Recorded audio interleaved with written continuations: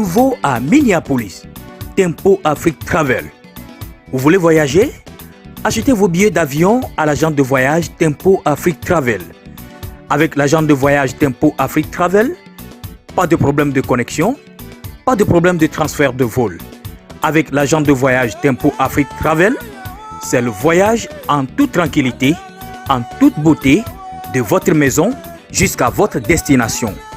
Votre satisfaction est notre plaisir.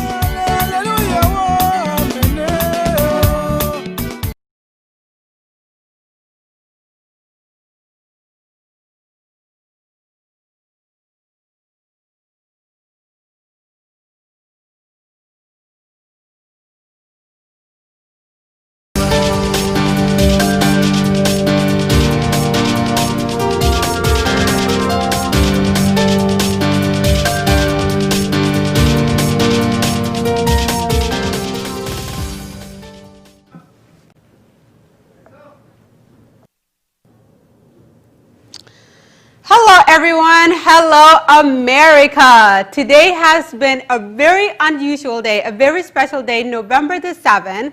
First, I'm going to start by announcing that we have our president, which is Joe Biden and Kamala Harris, who has been announced today. And the massive crowds are just erupt with celebration going all over. And I'm going to give you guys a little brief because I want to catch up on some of the few little things that happened and how did we get here this far. And eventually we're going to be bringing in a couple of audience from different sides because we want to dialogue what is going on with the left, what is going on with the right. Was this probably the final and the confirmed presidency as we would know? Or is there still more to come? So let's get to the point. And so starting off with the presidency on the election day, November the 3rd, as you guys probably remember, all media mainstream have lifted up and turned on their television, and it was all about the election 2020. It was the most busiest time of all the media mainstream, including the ones overseas, like China in Focus, NTD, Al Jazeera, D and W, and here in the United States, of course, you have the CNN, Fox News, all of the media mainstream, you know it. Everyone else was online, mostly conservatives online, speaking on what their side perspective is on what's going on with the election, and then also the liberals who, what their side of the perspective is as well. So as you guys could tell, America has gone through many different battlegrounds, okay? Whether the media is portraying their own different views, with the numbers in the poll looking different in every single channel, and also the people themselves with their view of the far left and the far right. And continuing on, as it was predicted in the past, of course, Donald Trump has been saying this is going to be the most fraud and the most delayed election of all time, which we have witnessed. November the 7th today is the day they announced the president. So what have we witnessed throughout the last few days? Of course, watching the states turn red or blue, and then Arizona being called and then being recalled again, and Donald Trump recalling Pennsylvania, Michigan, and Arizona for a recount as well, and also lawsuits being put in place as well. To identify if all the votes were legitimately legal or they were illegal. And any count that might have came in after the election, as we all know, the traditional American election each year is on the night of the election is when usually a president would be announced. So this election alone in 2020 has been completely different, where we have to wait for all the counts to be counted in. We have to wait for all the other stuff that are coming out on the surface as well, which now we have the litigations and all the fraud reports that are coming in with, like I said earlier, with Donald Trump continuing the lawsuit and taking it to court. So as this battle continues, of course, if you guys witnessed, Joe Biden today takes the presidency, and Donald Trump will not be speaking tonight, of course. As he mentioned a few times, he will not walk away with defeat. So he's going to continue with the lawsuit. He's going to continue to bring forth and dig up all these fraud and the things that has been predicted throughout the entire election. And who knows, more surprises ahead as, you know, Biden, Kamala Harris enjoy the White House with the rest of the Obama team coming in. And in the meanwhile, the court is looking at all the evidence that's been reported. Donald Trump is still fighting this. So as you guys all could tell, he is definitely not backing down. And the people are a little extreme. So far left definitely got their opinion and they're fighting their ground. Far right definitely have their opinion and also fighting their ground. So who's get to celebrate tonight is all the Biden voters and the far left liberals. So we'll see if this victory that Donald Trump is pushing through will prevail in court. What's going to happen then? Will this election be turned around? It's mind-blowing what could possibly happen with this election. So, but let's stay in the moment. And I'm going to have some friends on. We have about 5 guests that have totally different opinions, and we'll be asking questions according to the election and what their views are and what are the potential outcomes, along with some of the other things that are happening while Biden is enjoying his victory. So, all right. So let's introduce our guest. Who is the first guest we would like to have on? Hi, welcome on. Hey, how you doing today? I am well. Just very overwhelmed with this election, but I am well. Yeah. So let's introduce you guys to our audience here. I know today we're going to do an English coverage of the election, since you guys mostly been covering it in French as well. So now let's give it to our American English speaker. So yes, introduce yourself. So you can tell us a little bit of who you are, if you like. Well, me? Yeah. Yes. We'll start with the guy in the blue. Sorry, I didn't get to collect names. What was the question again? Yeah. Yes. Can you repeat yourself? Yes. Let's introduce ourselves. Mm-hmm. Oh, okay. My name is Paulo. So I'm happy to be part of this particular debate. Yes, that's what I can say right now. So the debate is open. I'm ready for it. Okay. Thank you. And I'm so happy and honored for you to be a part of this debate. And let's see who's our next guest. Thanks for having me. Mm-hmm. Yes, my name is Musa Isifu, Professor Musa Isifu, host of Chronique de la Semaine et Afrique Monarchie. I host 2 shows on Tempo Afrique TV, one on Wednesdays and another one on Saturdays. I just finished my show 30 minutes ago on Afrique Monarchie, Africa and Monarchy, where we discussed the current tendency in Africa of African presidents to somehow try to stay in power, for forever. And so we're trying to educate them. We're trying to raise awareness to the consequences of this kind of behavior. And on Wednesdays, when I do my Chronique de la Semaine, it is where I do my editorials, where I, present my opinion on political issues in Africa, where I go on attack mode, where I hunt down those dictators across the continent. So, yeah, this is what I do on Wednesday. So today I'm very delighted to be one of your guests here on your show to discuss this very important, this momentous moment, if I can allow myself this tautology, that we are going to somehow, we are not just going to answer questions, but we are going to celebrate the American democracy. It is what is most important to me. It is the celebration of the idea, an idea of this system that everybody is aspiring to. And so this is what we're going to do.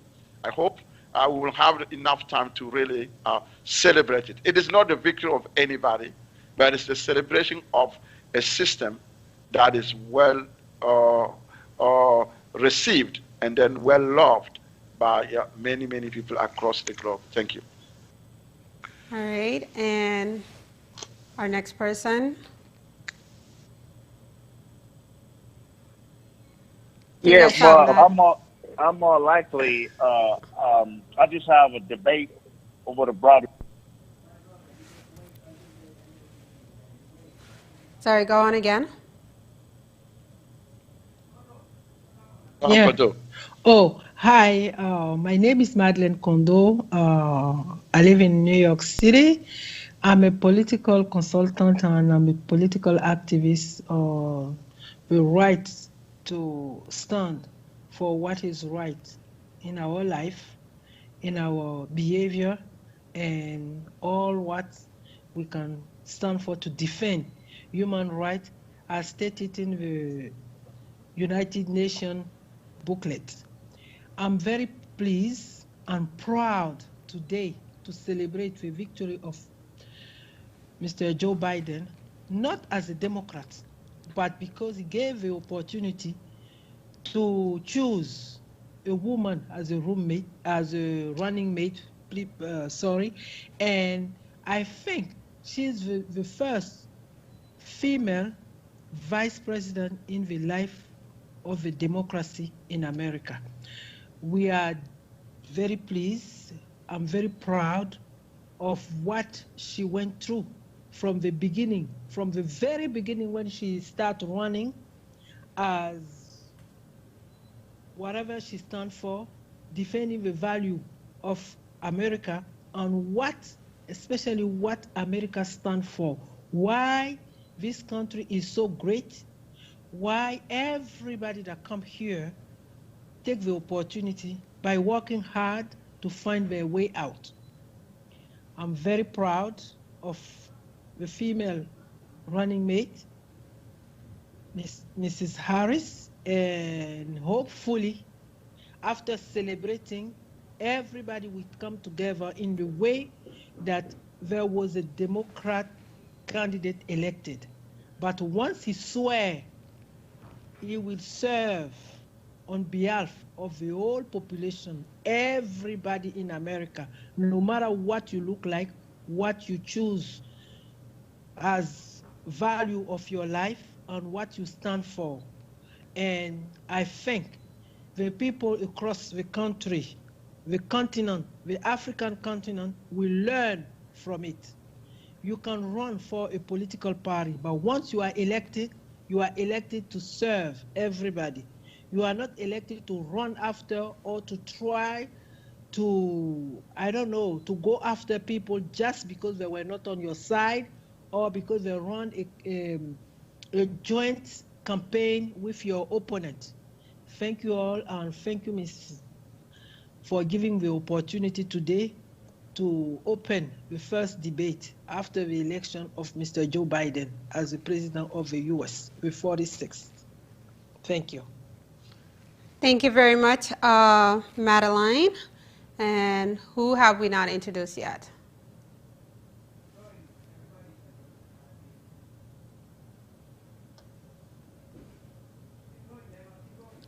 We have 3 people, right?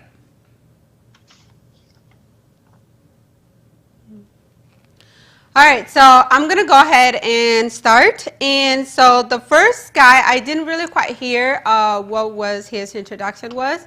But first I'd like to say, you know, of course, this is a big moment and everyone seems like it's a great outcome for the United States.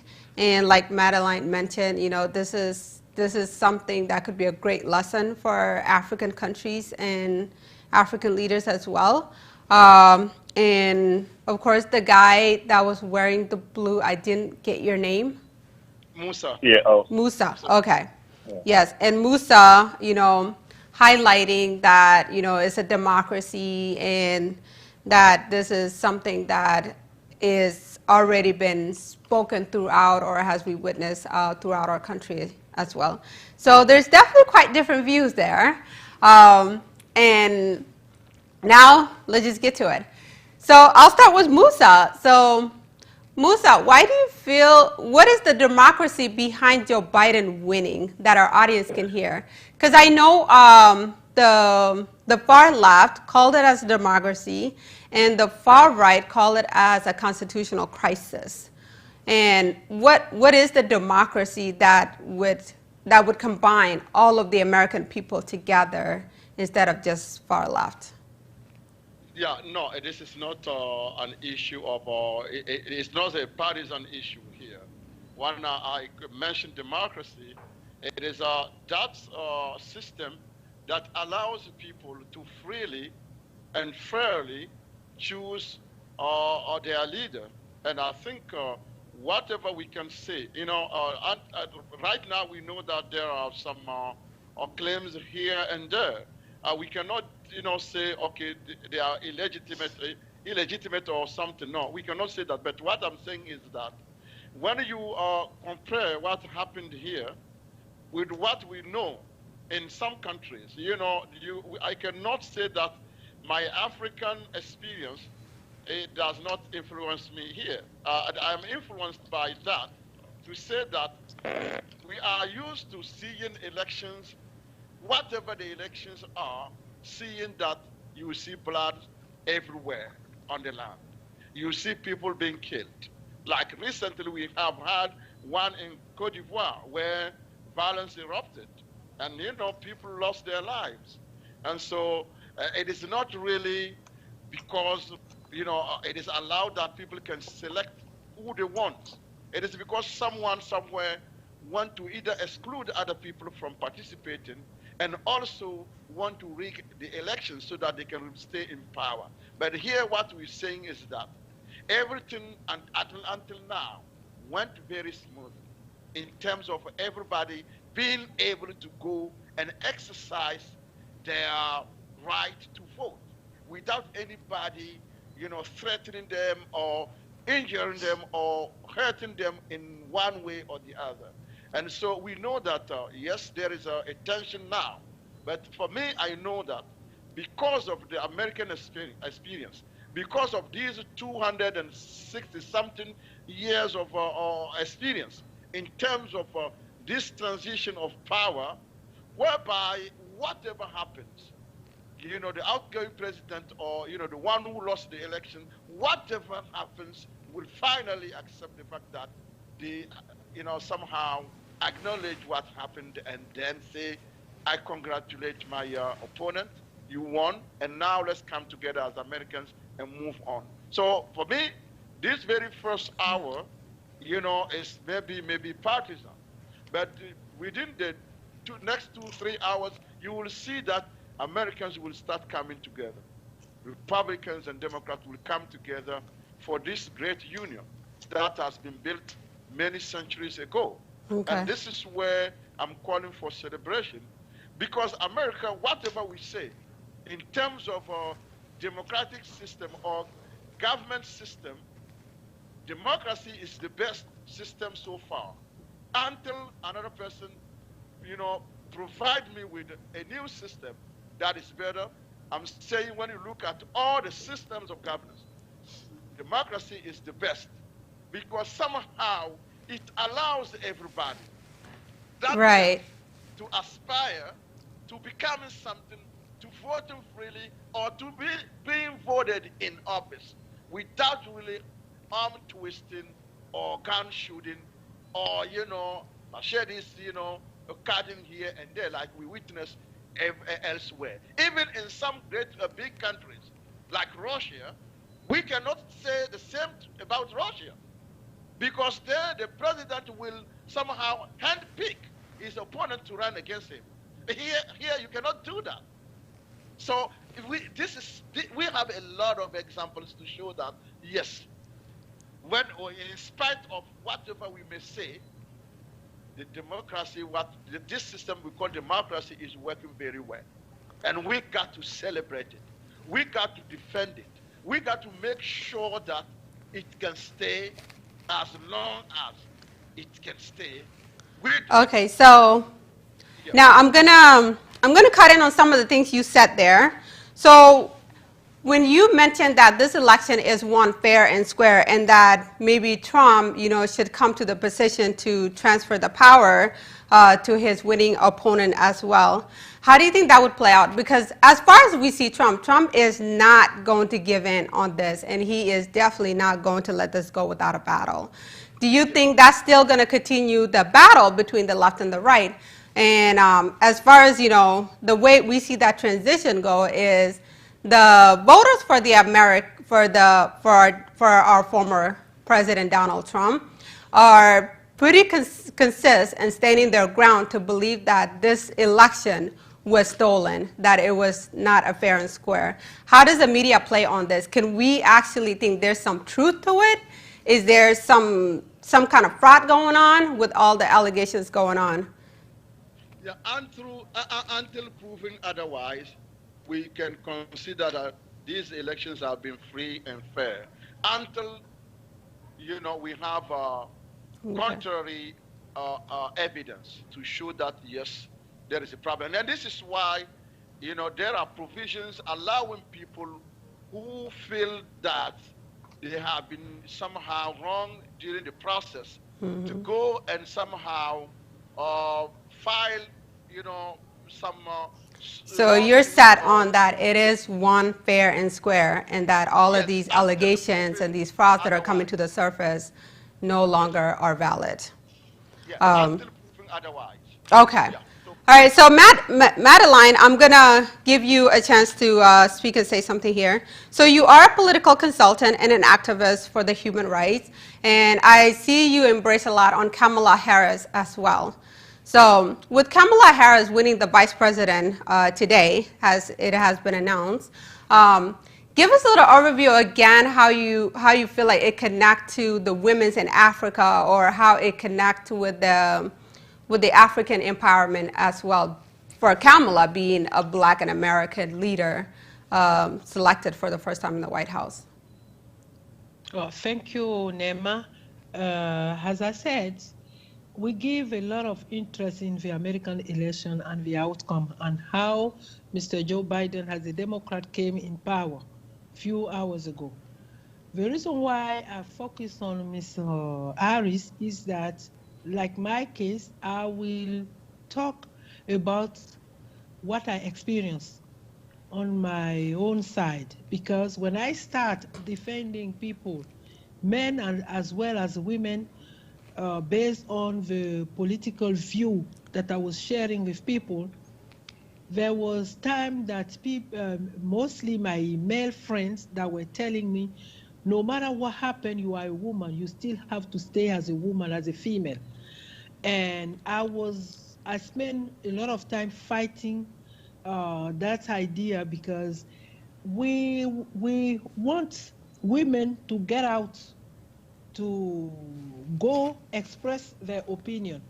That doesn't mean that we're not listening to male or men. But the problem that we're having is that traditionally, like in my family, my mom was a housewife. So my father was the breadwinner. So based on that, a lot of women at her time, from her generation, they didn't have too much to say, because the man is the one that give everybody. Even when you lose somebody in your family, you have to wait for your husband to give you money to travel, and then to face the funeral expenses. So based on all these facts, it's hard for a woman to stand on her ground. It's hard for a woman to defend women's value. I'm not saying that men don't value women's rights, but at the same time, some of them we come to the fact that it's like, oh, you are a woman, your place is in the kitchen, or to raise the kid, or spend most of the time with the kid. But the society is in a way that everything is coming into power. We have a lot of powerful women that I admire until today, even though they pass away, like Margaret Thatcher, Golda Meir, Simone Veil, who was a Jewish lady that was very powerful in the French political asset. So that's the reason why I give a lot of interest in this election. For now and so on, we hope that Ms. Harris will be there for us, because I always tell people, let's talk about domestic violence, or let's talk about single mom or woman divorce, because I know on the continent, especially in my country, sometimes even though you are legally married to the man, if he has a mistress, it comes to the point where he doesn't want you anymore. He will just send you to your parents, or he will take you to your parents and he will tell them, I brought her for you guy to talk to her, and I'm gonna come back for her. It will last like months, even a year, and more than that. So until your husband come for you, the parent will not let you go. And based on that, sometime he will be with his mistress. I have a classmate when I was in high school. We didn't know that her mom was the mistress of her father until the father passed away. It's only for the funeral and all the paperwork for the pension or the widow, whatever, how we call it. That's when they realized that she's not the one that have her name in the man's file. And they have to go to look for her in the village to bring her to stand for her right. So these are the things that I decide to defend. And when you go to the Senate, like here, we're talking about the Senate or the Congress to pass the bills. But in our country, it's usually something like the Senate. And if we don't call all the women to come to politics so we can be in a better shape to defend our right and defend some value, and whatever is done to the woman as this, I would say, low strength, or maybe, I don't know, all these things add more to our fight if it's more than one at the Senate to defend all these bills that we want to pass to celebrate women's rights. Because what you have to understand is that you cannot ask a man to vote for a bill to go after another man. It's hard. But if you are with the man, at least he can hide behind you and you can be in the front, and you are in a better place to defend your right than somebody else to defend your right. Because even the man that is a senator that you will approach to help you defend that bill about the domestic violence, maybe he's doing it himself. So it's hard for him to help you defend that bill. That's the reason why I take the opportunity of your show to call all the women, no matter how people will blame you or go after you, you have to believe in what you want to stand for, and you have to push it.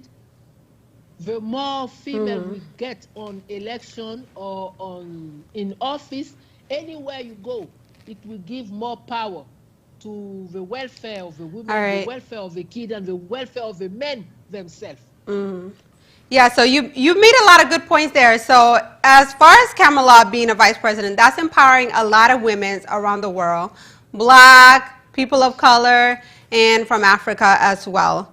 And so as we saw the voting poll rate comes up, majority of the women voted for Joe Biden, and I believe is because of Kamala Harris. Majority of the black votes that took it in this election. And then majority of the male votes went towards Trump, the black male votes.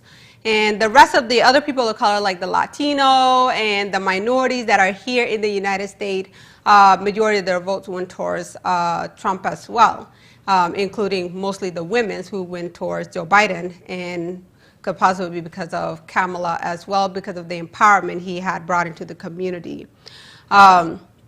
Would there be any doubt about Kamala as well with the structures in the black family household, and how can they be a part of that change as well to keep the black household unified for, let's say, a mother and a father and their children's, the main structures that we know? Because America has really been destructed to the point where you have the women taking care of the children here in the United States, but the male is not in the house.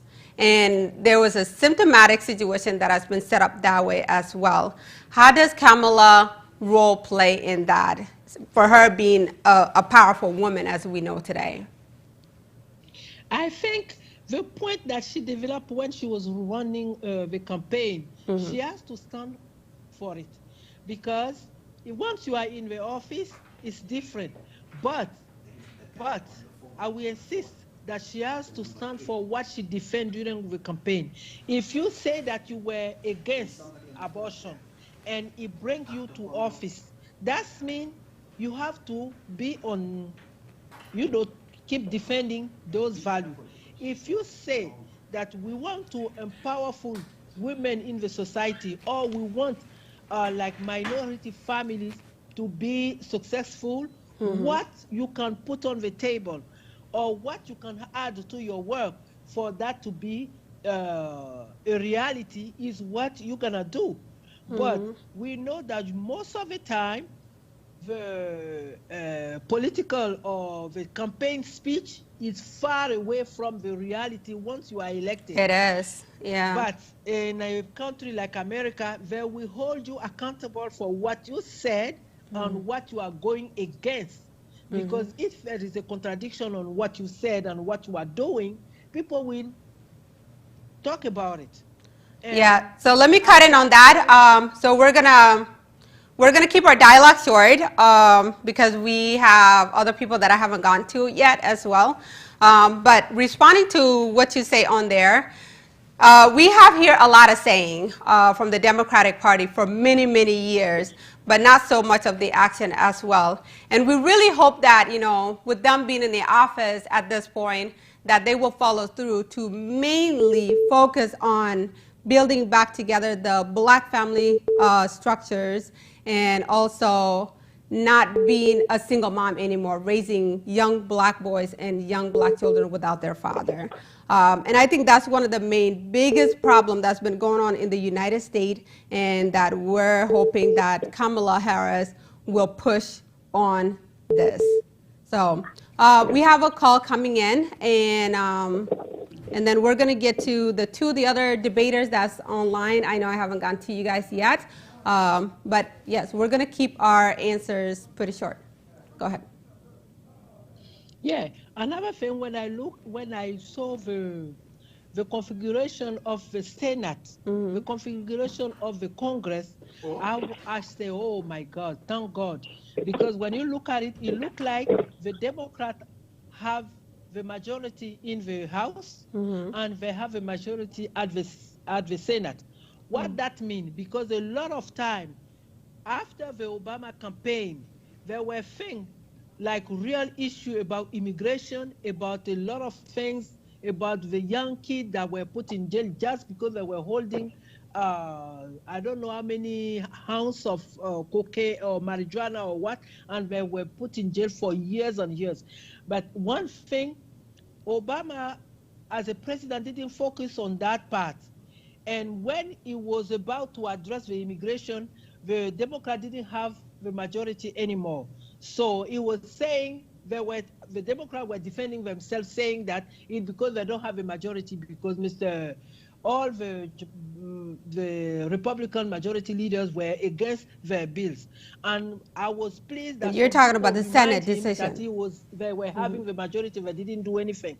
So now I'm calling everybody to look into it. Right now, the way I saw it, if it doesn't change, because I don't know whose vote haven't been counted or whatever, but the way I look at it, it looks like the Democrats have a majority in the House and at the Senate. So we hopefully look into it, and we are waiting for them to do something about immigration, about a lot of topics that they use for their campaign. Because if the time that you have a majority, you don't address it, it's not when you lose the majority, you're going to blame somebody. Because now it's calling a lot of people to look into the way the U.S. Senate and the U.S. Congress, even the Supreme Court, the way all these organizations or institutions are working and are leading the country. Right. So we hopefully look into it, and we expect them to do something about it. Okay. Thank you, Marceline. Yes, there's still a lot of questions to follow up with that as well. And, with the Senate passing the legislations as well. And, of course, as you mentioned earlier, what they speak and what they say as well is what can pass on and change the thoughts of how people think. But we'll get back to it a little bit more. Let's bring in our other guest who was introduced in the beginning of our show. I know I haven't had a chance to bring you on yet. Yeah, I'm here. I How do want I to say your thanks name? to have me on this particular debate right now, which is very important for the United States, the country, and for the American people and people who live in the country. What I see here, the title of your debate, Biden take the presidency, the battle beginning. Say, I'm a Republican. So you Just believe it's wanna the mention battle that to you. beginning? Right. Okay, So go I ahead. just want to go directly, specifically with the debate you brought it up, because that's what I'm seeing here. Biden take the presidency of the battle beginning right now. So I guess this is one of the main things we all hear. So I didn't like, to be honest with you, the way that the media officially make a particular announcement about Joe to be the president-elect. Well, there's a lot of fraud. When you look at down the state of Detroit, Pennsylvania, Atlanta, Georgia, Nevada, Arizona, President Trump made a speech about that 2-3 days ago. There was a lot of bunch of fraud. And I remember it was like last week. Joe was at the top, like 237 points versus Donald Trump, 213 points, which was on completely average. And the number was keep going, and Trump was keep winning. And, and he had to come back to the TV to say there was a fraud, and there was, on the same page, there was 49-49. See what I'm saying? And then a couple of days ago, President Trump making a statement about it, that to wait, because there's a lot of frauds going on. And I know there's the media, he didn't take no question, of course, because I have a conversation with my friend. He said, what you make you thinking that Donald Trump, everything he said regarding his speech in front of the media is true? I said, well, he said he's going to give the evidence to prove to his lawyer. He has a couple of lawyers who wrong on him. So if this is something that he just finding out, so you have to give them a couple of times to find out specific what happened. Detroit, and I'm going to say that again, Pennsylvania, Georgia, Nevada, and Arizona state. Those ones the state that I mentioned to you was a lot of bunch of fraud out there. And, and there was a couple of states that didn't come specific with a certification. There was no certification. So the media, I look at the media for the whole, including the general election specifically on November the 3rd. And they say they're going to officially, last week, there's a lot of things going on. They're going to officially make an announcement to see who's the president, but to give them a couple of days until Monday. Today was not Monday. Today is Saturday, which is the weekend. So the media run everywhere, and they went to the TV, television, tell the people that Joe, he is the president-elect. I was very shocked. Even the President Trump, he was shocked. It was, he was at the, he have one of the golf courses all the way down in Washington, D.C. He was on Joy's weekend, and somebody approached him, the news is bad. They say Joe just winning. How that can happen. It's supposed to be Monday. Officially, they're supposed to say that. There's a lot of votes going on. So, I was told me that Monday they will officially, make that particular announcement. So, he didn't like it. He got mad, and he went down, sit down, look at the television, see what's going on. And I think the media, see, this is what exactly happened in this country. Yes. And every 4 years, this is the same thing we have been going through. They're cheap. They're very corrupt. And believe me, somewhere or not, we will go and do So everything you're saying maybe this is that not we the can first do. time they've tried that strategy. No, it's not the first time they're doing that. Remember that. In 2016, when Donald Trump was trying around to be a president of the United States, they did the same thing. They cheated in a lot of states. You know why? Because they thought that Donald Trump was never going to be a president. And if you have a good memory, Hillary Clinton was at the bus store, and she was very happy. She was smiling. She tapped the bottle of champagne and said, "Oh, we're going to win. We just got to wait the official announcement." But sadly, she was very surprised that Donald Trump became the president. And this is what they're doing. And that they have been cheating in 2016. And Donald Trump, when he made a speech regarding his victory, he mentioned that too as well. And then if you look at that, the second debate he had with Joe this year, he said that. He said, "I will go with no problem. But the only thing that I'm not going to allow, if the people steal the election from me, cheat big time from me, it's not acceptable. We're not going to allow that happen. We're not. Because there's two things we said as a cheat, and then we did. There was a lot of fraud to steal a lot of points from Donald Trump. The first reason, the media, fake news, the corrupt news, they're thieves. They're true. They're disgusting for the nation completely. And when Donald Trump said that, now I know why he said that. They said Monday they're officially gonna make an announcement, because when he made his speech 2 days ago regarding the cheat, that there was a lot of fraud, they said, okay, they're gonna review to find out what's going on. And number two, there's a lot of states that didn't get certified. They didn't have no certification. So with that being said, we, as a Republican, we say we are not going to allow that happen. It's unacceptable.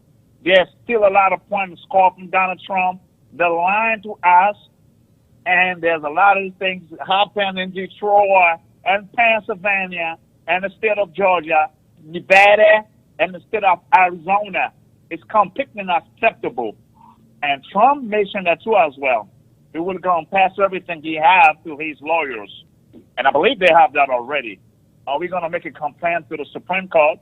And we're going to go away from there. Thank you so much for your view. It's totally different from the earlier views we've heard. I know Musa mentioned about, he believed this election was fair and square, and that Biden won this election fair and square.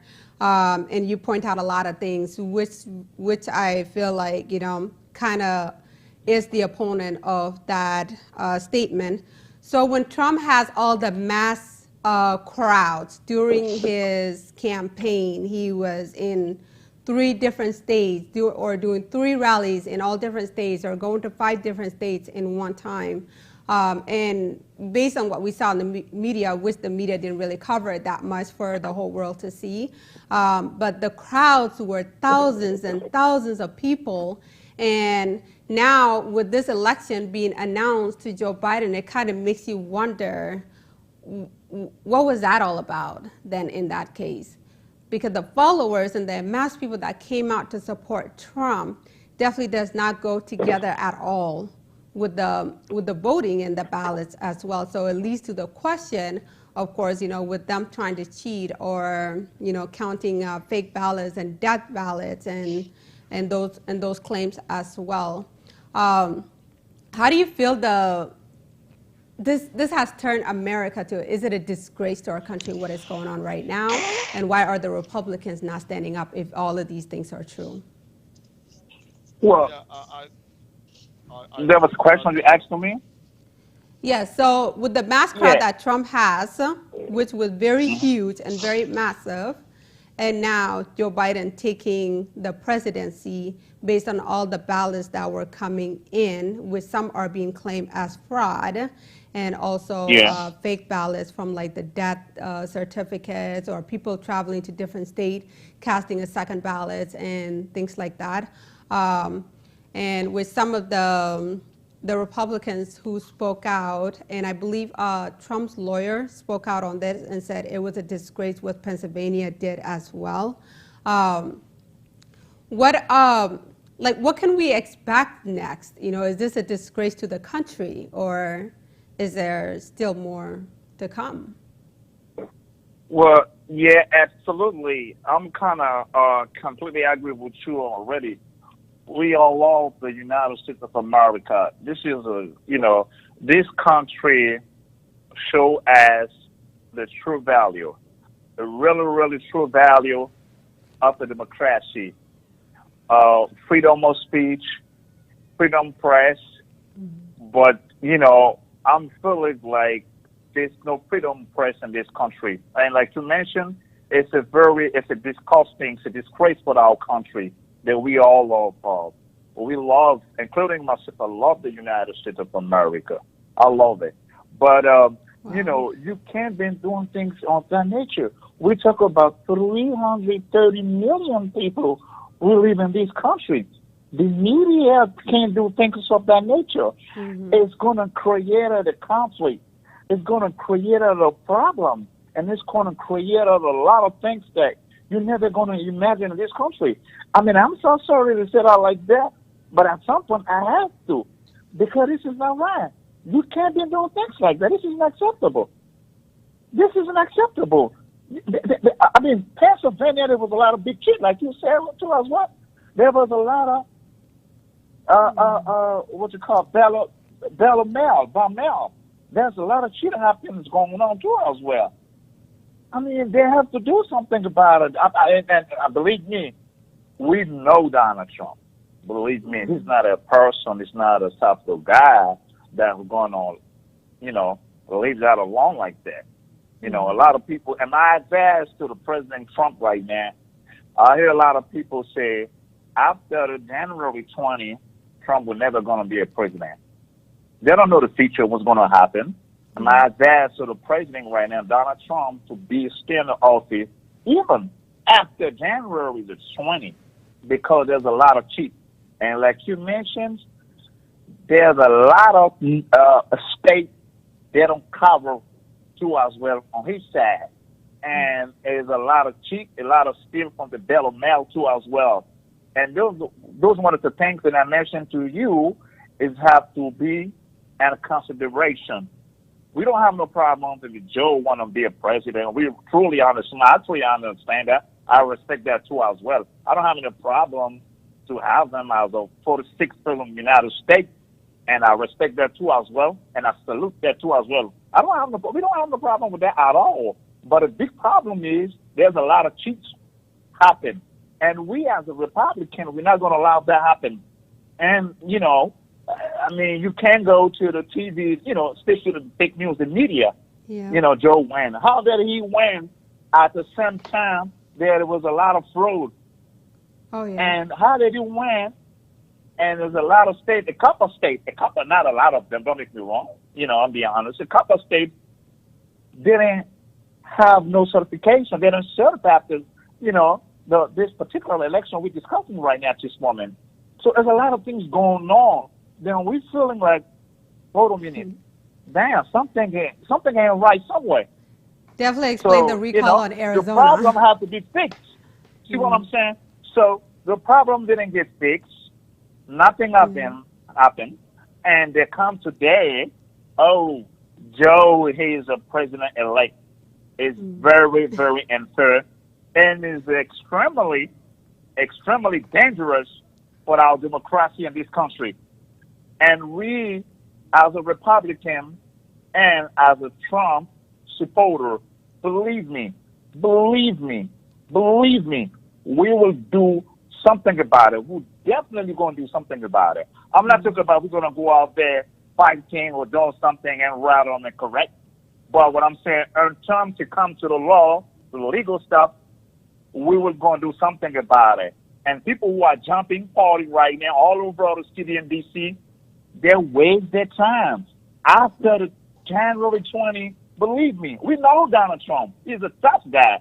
He will go beyond that office, and nothing's going to happen. And the Supreme Court is going to take that over to review what's going according to the law to finding out what's the fraud just come from, what's the So this city, is definitely what's a the state, test. and what exactly what they're gonna red content. Absolutely, there you go. That's my whole point. Okay. Thank you so much. Thank There's you. some really key points that you said there. I totally agree with you with the media mainstream part. You know, I feel like the media mainstream plays a huge role in what goes on with the presidency and how they transfer it to the people and how people just come to a division of one side or the other. But yes, this is a continuous battle for Donald Trump because hearing from his lawyer, I see that they are going all the way in. They are not going to give up. And this is a big test for the American Constitution, the legislation, the courthouse, basically with the principles of what America stands for as well. This is definitely a test for it. And still a lot more to come. So now I'm going to continue on. I don't know if there's another person we had introduced it because I think we were supposed to have 5. If you haven't, if I haven't asked you a question yet, please feel free to say something. But for Madeline and Musa, is there anything you guys would like to respond? Because now I'm going to give you guys an opportunity to respond to each other's, you know, opponents' questions or what they said. All right, go ahead, and Madeline. Yes. Yeah, I don't want to be spending the whole hour or the whole show defending a position wherever I don't have any position set.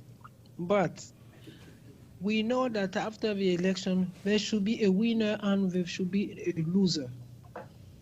I will talk about what happened before this election, the last election. We remember everybody, even they spend the taxpayer money going after Donald Trump just to prove that he has connection with the Russian, and the Russians were helping him to win that election. We don't know.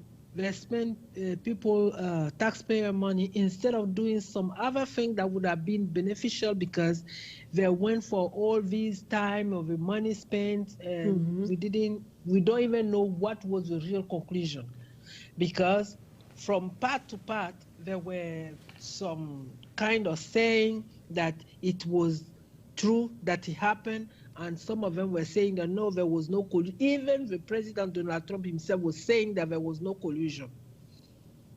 Based on that, after they announced him as a winner, he himself is the one that announced that Mrs. Hillary Clinton has to accept the fact that she lost the election. And he was saying that he doesn't want her to be a bad loser. She has to go by what they said, and that's it. Even though Donald Trump is considered a guy that will fight until his last breath, we will call him on the same advice that he gave Mrs. Clinton, that he has to accept it. Because we don't want to look at American democracy as a democracy that has a similarity with the third world country democracy. You guys vote. This country is well advanced in computerizing things, and the administration is done in a way that they can count anytime. But if you have election and even after 3, 4, 5 days, you're still counting, now people start making assertion, people start making comment about the American election. We heard what the Iranian leaders, the Chinese, some other country where the U.S. has decided to teach them that they don't have democracy, they're not practicing democracy. And all these countries that are calling on the American legislation that you guys cannot say that you have the best way to conduct democracy. We don't want to go into those kind of considerations. Let's go by what will be beneficial for the country, what will bring the country together, what will bring the voter together, what will bring all the different communities together. All right, I think we have a call, and I don't know who the caller is for. Us, and we don't want to see what is going on in our country, in the country that has gave us more than we were expecting from them. That's just the point I want to make about it. All right, Musa, do you have any response to either our first candidate or Madeline? Yeah, I should say that I was flabbergasted by the affabulations of my friend on the call. The claims that he has been making out there are just really baseless as they can be. And I am very surprised that he's insisting on them. Maybe it might be in a very, very, very tiny minority to be in this position whereby he is making claims everywhere without any proof or any evidence. You talked about the media, the role of the media. The media in America has always played the same role. So the process of announcing election result in America is very unique because it is a system that doesn't have a centralized electoral committee like you can see in other countries. Here, each entity or each committee that operates independently from the city to county to state, they are independently run. And each time, whenever there is election, they have their rules that they follow. And everybody has been respecting that. You mentioned Pennsylvania. Yes, the rules have not been changed, as far as I know, from 2016 to today. So the same things that have been done are being repeated. So I don't know what people are asking for or claiming now to be the change of rule. No, I don't know. So anyway, people are saying if you know that you have been cheated or wrong, lay out your proofs, and then we will go by the evidence of what you presented. So I think I call on everybody to be patient and then to allow people to present evidence supporting their grievances. And I think this is how this democratic system works. You make a claim, you provide evidence, and you substantiate your claim. And this is how it's going to work. So I don't think there is anything to really worry about here. If the evidence comes and it is proven that, yes, the person who filed the claim is right, he's going to get it. So I don't think there is a reason to start running around and, making threats here and there that, no, everybody should be calm. Like Joe Biden said yesterday, everybody should be calm. All right, Musa. And I think your question was, is this a disgrace to America? No, it is not. It is not. It is not, because that proves that the democratic system is still working. So everybody got their right to say no if they feel like they don't like what they see. But it has to be done with proofs and evidence. You cannot just make a claim because you feel like you want to make it. And this is what the court will ask for. The court will say, okay, we hear you, we got your claim, but where is your evidence? And so when the evidence is provided, the court will go through that and then render the judgment. And so I don't think there is any rush in saying this. This is no, it is not yet a disgrace, because whatever we say, the fundamentals of American democracy are very strong. And this is what we have to be proud of.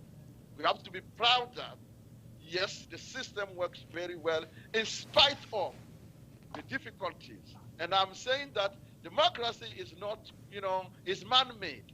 Therefore, you have to expect some insufficiencies. And this is what we're witnessing today. And, we're going to get over with that. Everybody's going to understand. Because at the finish, what is going to matter is, do you love this country to the point where you want to make sure that through your actions, you don't bring any disgrace to it? This is the question we're going to ask to each other. Do you love it to the point where you're ready to make sure that you don't allow it to sink too far low, whereby other people will be laughing?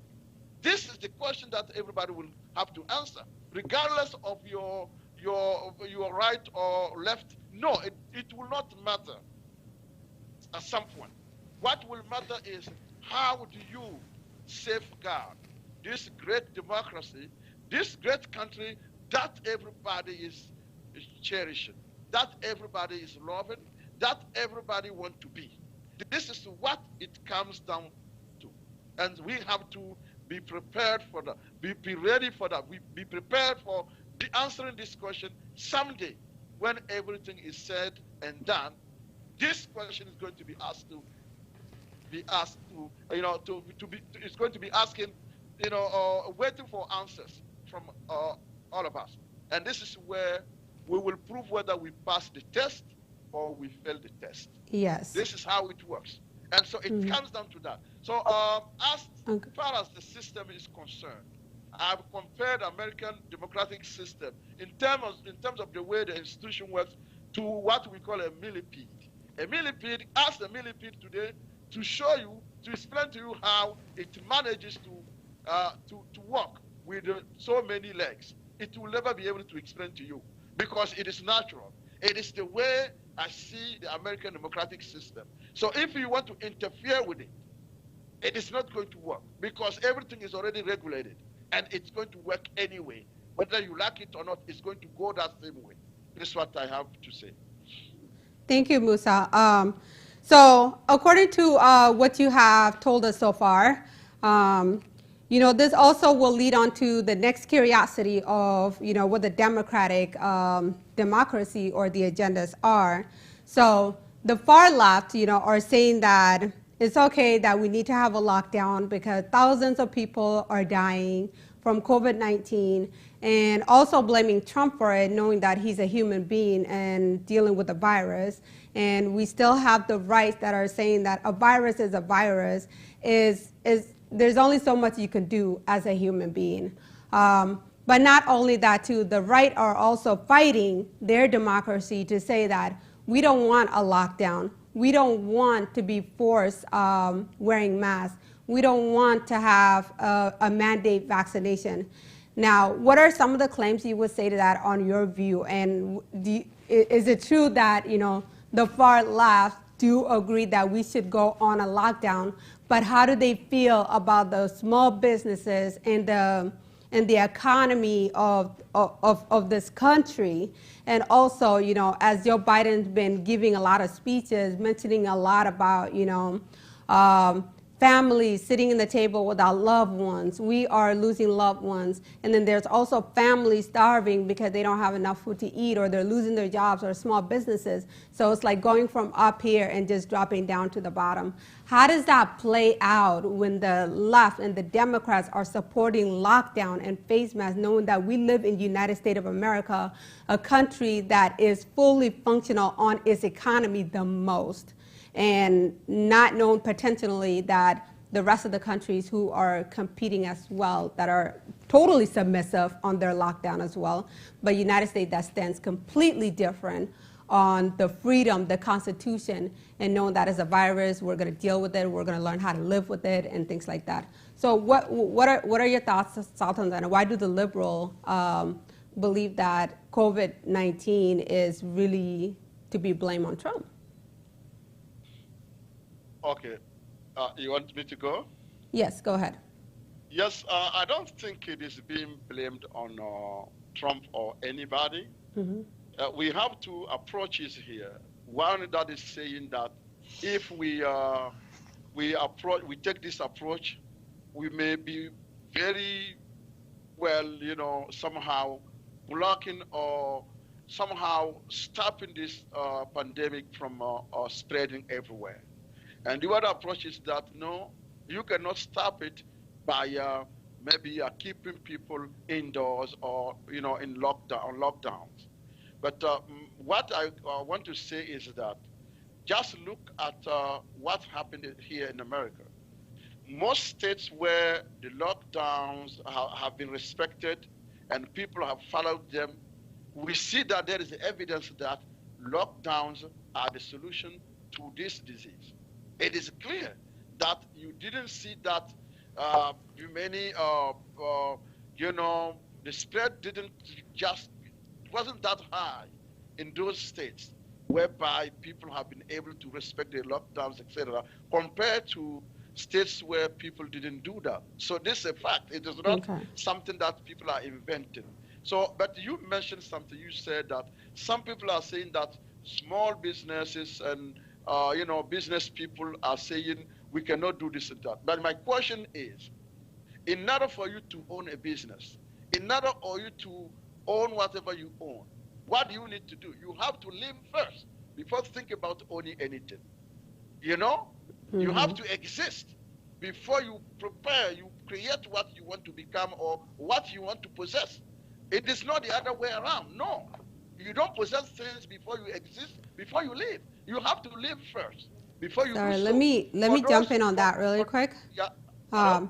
Where the right are saying that we don't need a lockdown because we are capable of following the procedure and how we can run our businesses as well. Is it working now? Look at what is going on. Did it work? It didn't.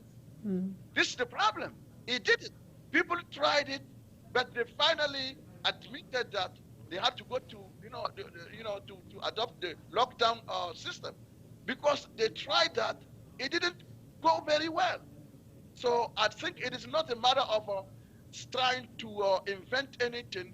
The realities are clear that we've tried all of these approaches, and one is somehow working very well, which is accepting the fact that you go on lockdown for a few weeks and then practice social distancing, wearing masks, and it's going to somehow reduce the rate of contaminations across your state, and it has worked very well.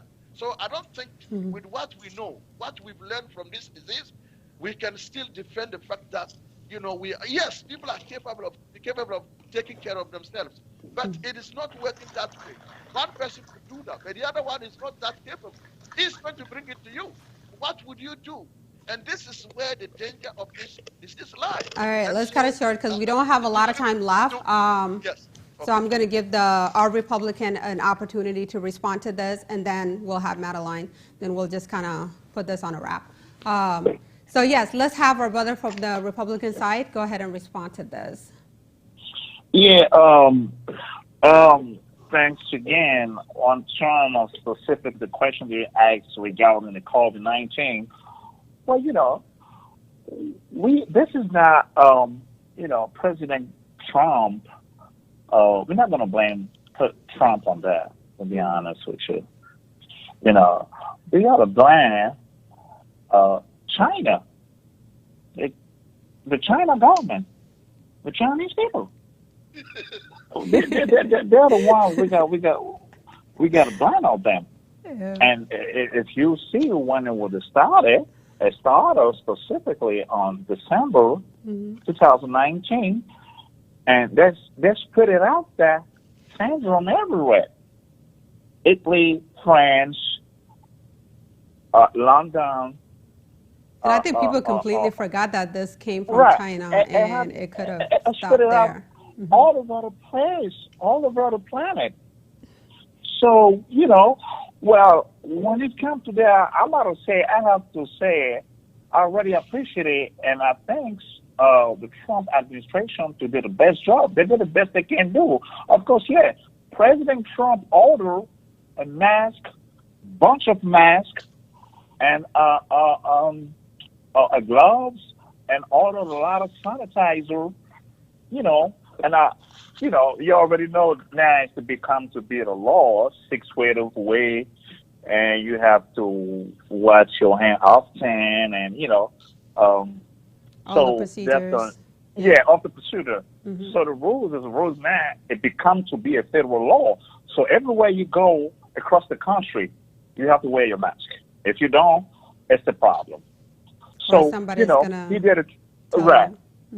So, I'm not blaming Trump administration, we blame the Chinese people that they didn't take that COVID-19 seriously and consideration until at that point it went out to sea, out to China, and went all over the place. They even went to Africa. They went to Africa. A lot of people just passed away because of the COVID-19.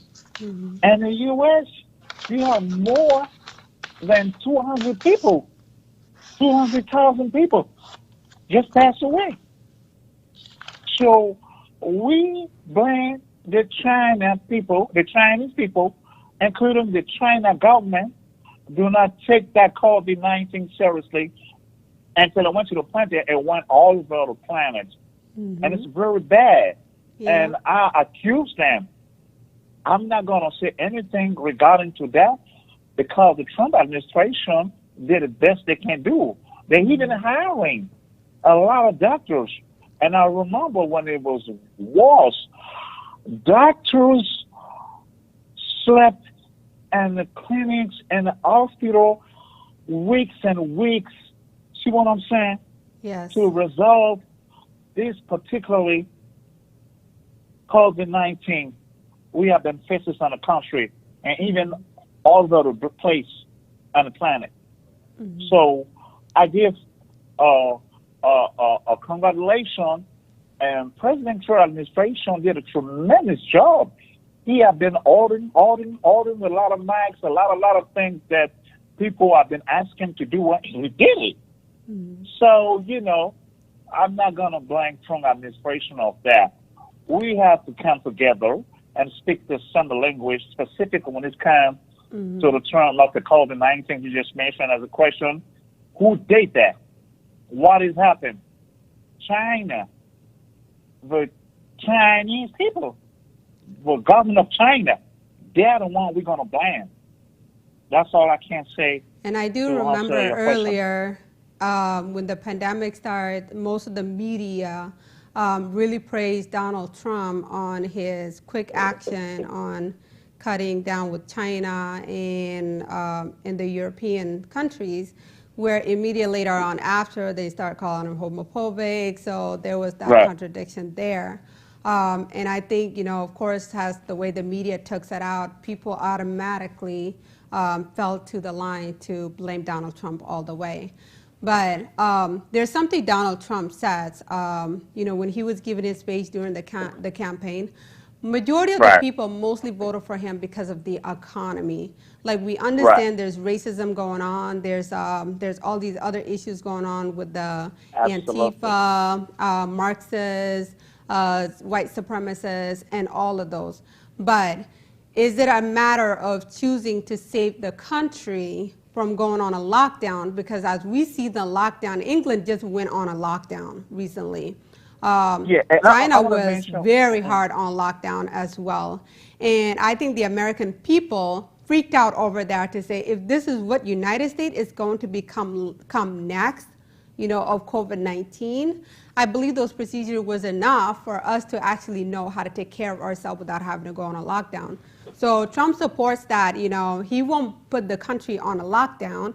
He will allow the business people and the people to choose how, if they want to continue to open their business and follow the procedures and their guidelines. So what are your points on that the left can hear? Me? Mm-hmm. Yes. Right. What with the guideline, I understand with the guideline and the instructions, it was very successful on the country. Mm-hmm.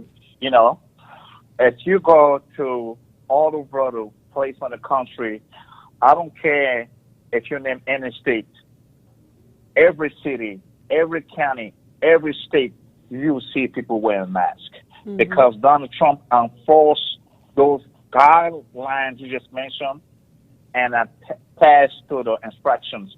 If you go to the train stations, even on the train, you'll see the sign say, you have to put your mask.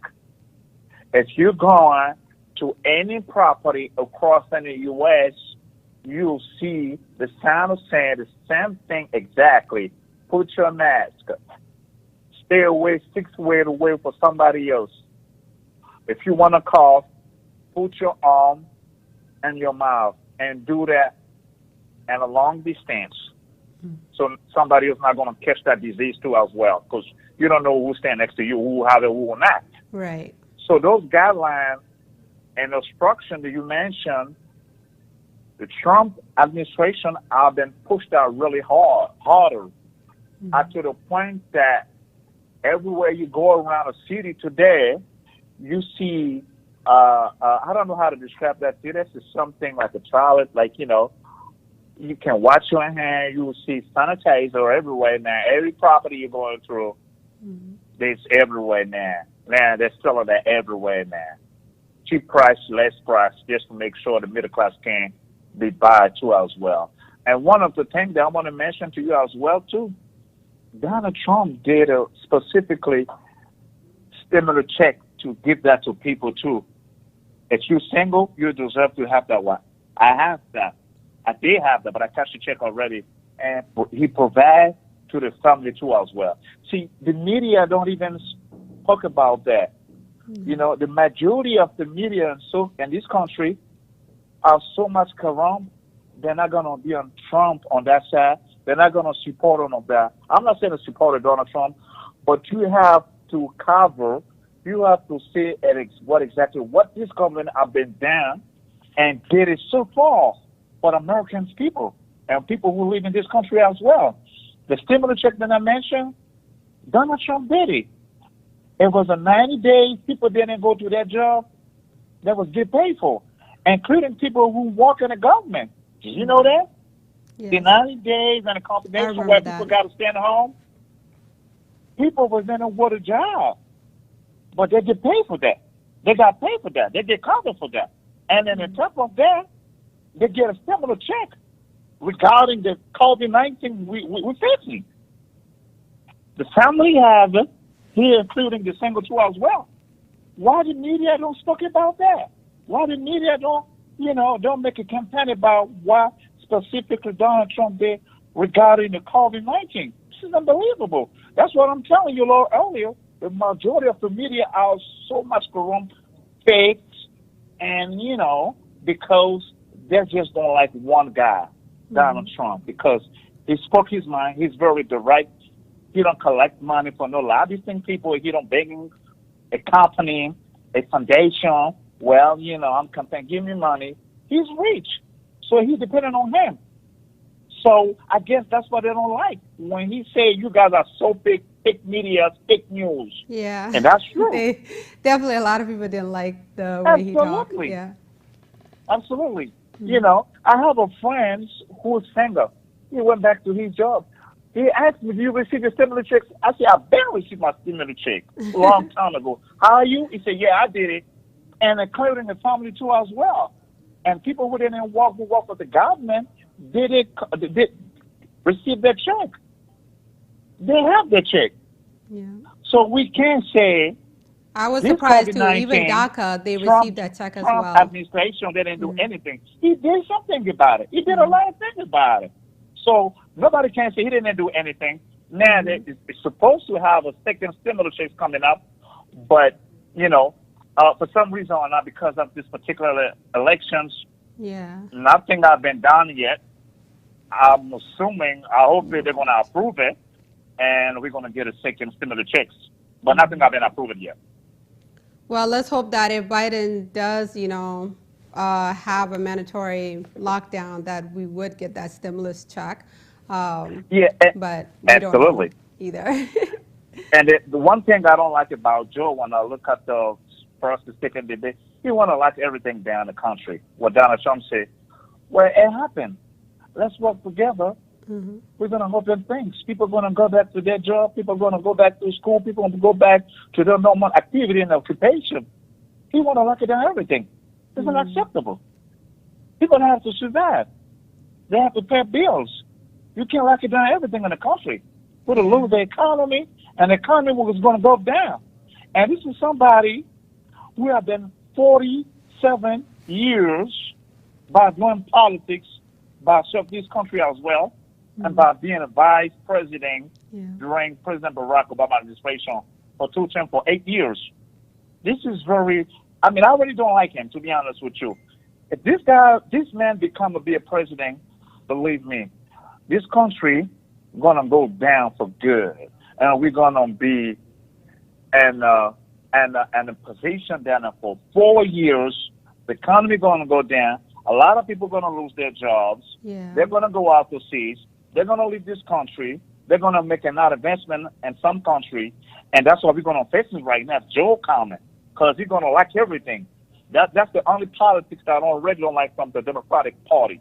See what I'm saying? They're gonna let people come from out the seas, jump the wall, come here illegally in this country, and the immigration is not gonna have the sense to exist anymore. That's what he want to do. That's what he wants so bad, and now we're not gonna let that happen. And that is deep. That's very deep. Not a lot of people, can think that far down to what would happen if Joe Biden leaves the country, or the things that would happen if Trump leaves the country, because, wow, yeah. So let's have Madeline, go ahead and respond if there's anything else you'd like to say, and then let's keep it real short. We're gonna wrap this up, so we've reached our hour. I want to say, I'm so sorry. Can you give me one? Can I do what? I'm sorry.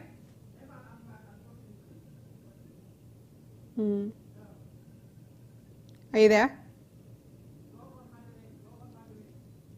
We'll have from our Republicans brother who just spoke and give you guys his last view. Are you there? All right, so I don't know what happened there. I don't know if everybody just fell off at once. But there you have it. So we had, okay, they're back on. Okay, yeah, so there you guys have it. And thank you to our Republican brother for really bringing on your view today. It really gives a total different perspective of how we feel about the election and what is to come for America and what has happened so far. So may America stand for its dignity and what it has been found on, the principles and the Judean Christian that we all know as well. So now we're just gonna go to our last say on here with Madeline, and give Madeline an opportunity to respond to either our Republican brother or add on to what Musa said. So go ahead, Madeline. Me, the only thing I'm going to say is about two facts. Election is over. We have to stop campaigning. I know there are two political parties in this country. And we have the far left, the far right, the middle, the conservative, the so on, so on. Once the president is elected, he is elected for the whole country. That's the greatest that we learn from this nation as immigrants. And we don't want that color to fade, because I put a lot of interest and I believe and I support the American democracy. Based on that, another thing I'm going to say is that if the pandemic is the one to tell us that we have to wash our hands when we're coming from outside, after all holding the bars on the train and the bus, after opening the door of the cab and the supermarket, I don't know, that means we lost it, because it should have been something that was taught to us from the very beginning. Our kids, they have to learn that you can't cough like that in front of your classmate or your friend when you are playing or when you are talking. You have to make sure that you don't cough in their face to spread your germ. And all these little things, these are the basic about the COVID. But these are things that we're supposed to know, to practice, and to teach to our loved one anywhere where we go, even if it's at work.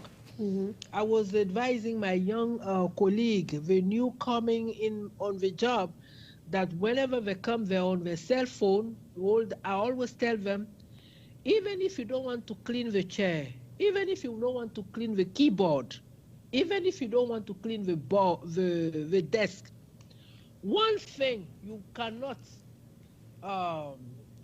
forget is the phone, the job phone. I'm not talking about your cell phone, but the phone you're using at work, because the doctor might call you as a healthcare worker.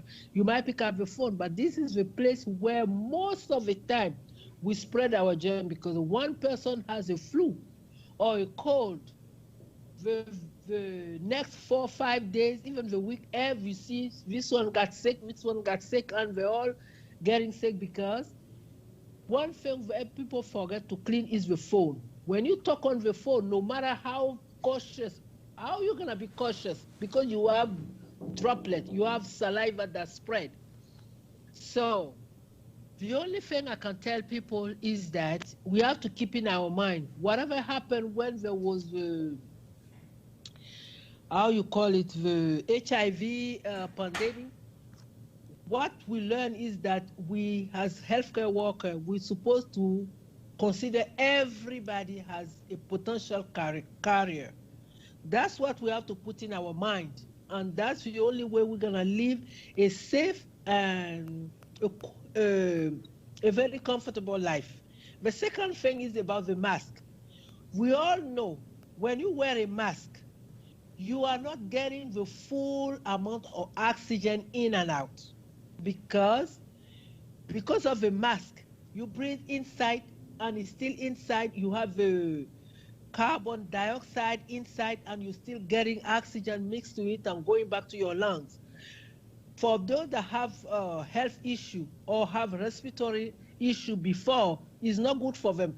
Like me, when I take the stairs from the subway outside, it's a problem. With the mask, you feel like you're suffocating. I have to pull it down, catch up the most amount of oxygen inside before I put the mask back on when I get off outside, because the subway, it's underground and it's not as great as we will think about it.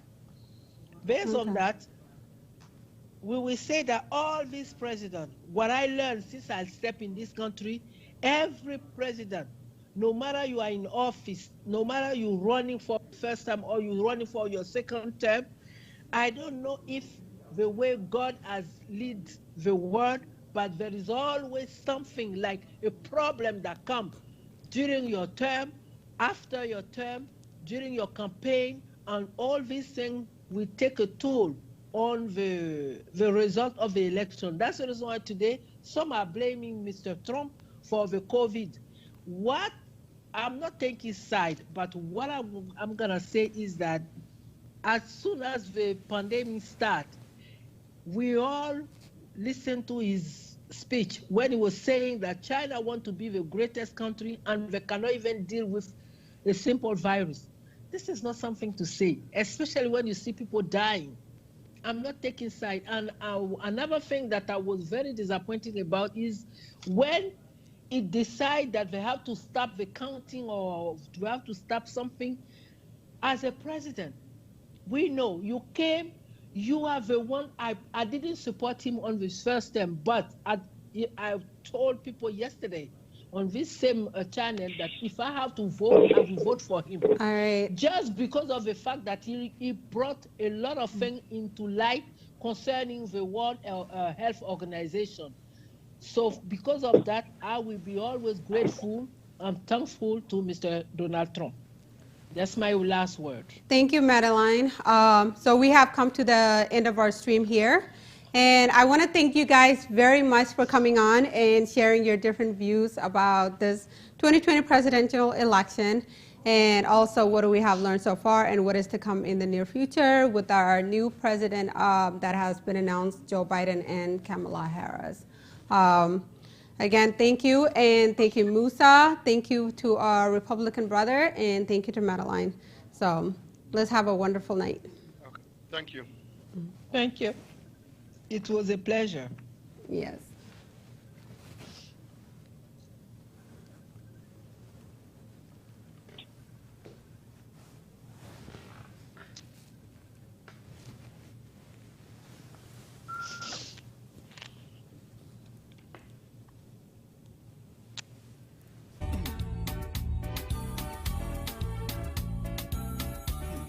c'est encore Yves Kenao. C'est toujours Yves Kenao qui revient. Cette fois-ci, pour vous dire que Tempo Afrique TV vous offre plus de 4000 chaînes de télévision.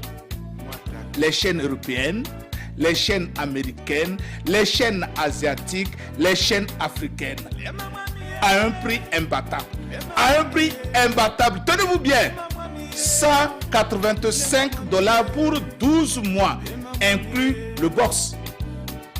Alors, où est-ce que vous pouvez trouver mieux que ça si ce n'est pas sur Tempo Afrique TV? Mesdames, Messieurs, appelez seulement le 612 804 0295 et vous serez servi. Vous serez agréablement surpris de voir plus de 4000 chaînes de télévision rouler sur votre écran comme ça et vous choisissez laquelle vous voulez. Alors mesdames, n'hésitez pas. N'hésitez surtout pas et ne faites pas compter. Prenez votre téléphone, prenez-le tout de suite et appelez le 612, le 804, le 02 95. Nous sommes là, ici à Tempo TV, pour rendre votre vie simple et agréable. Alors, saisissez l'occasion. Donc, $185 pour toute une année, pour 12 mois, inclus le box. Quoi de mieux que ça?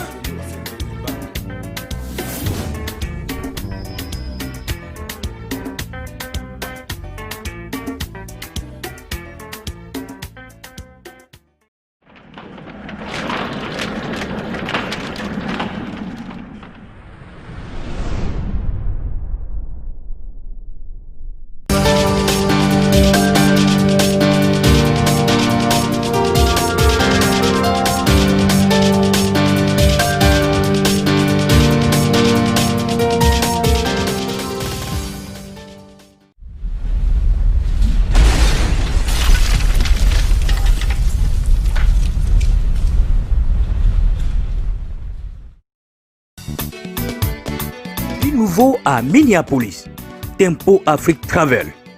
Vous voulez voyager? Achetez vos billets d'avion à l'agent de voyage Tempo Afrique Travel. Avec l'agent de voyage Tempo Afrique Travel, pas de problème de connexion, pas de problème de transfert de vol. Avec l'agent de voyage Tempo Afrique Travel, c'est le voyage en toute tranquillité, en toute beauté, de votre maison jusqu'à votre destination. Votre satisfaction est notre plaisir.